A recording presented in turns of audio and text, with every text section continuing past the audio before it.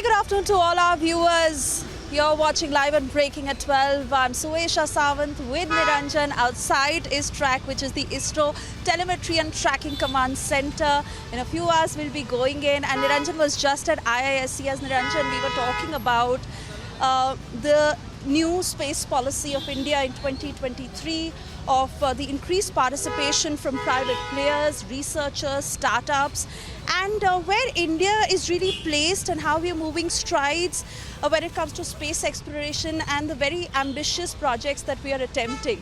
You'd want to throw more light on that as you've just come from IISc. Well, I can tell you, Suesha, for one, that the entire country is watching what happens this evening, and not just the country, the entire world, and we're all playing for our scientists. And look back at Chandrayaan-3 a few years back, and we were broadcasting live from the Republic TV studios. And look at the way our scientists have fought back, and they are so confident this time, and all eyes are on the landing. And it's not going to be a simple landing. We've spoken about it in great detail.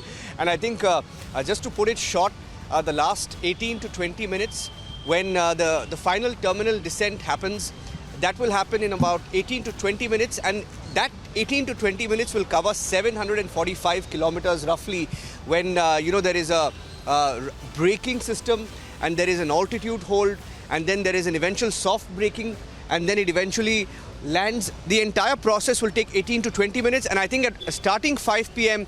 we will have the live telecast from inside ISTRAC. Not just that, in Bengaluru at different locations it will be live broadcast, and eventually I think the country will be watching out for 6:04 p.m.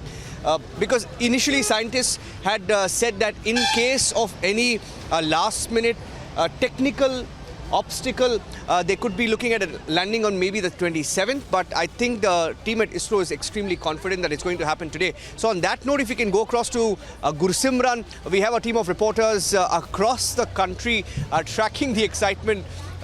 Because the future generations, Suesha, and that's some of the conversations we've been having.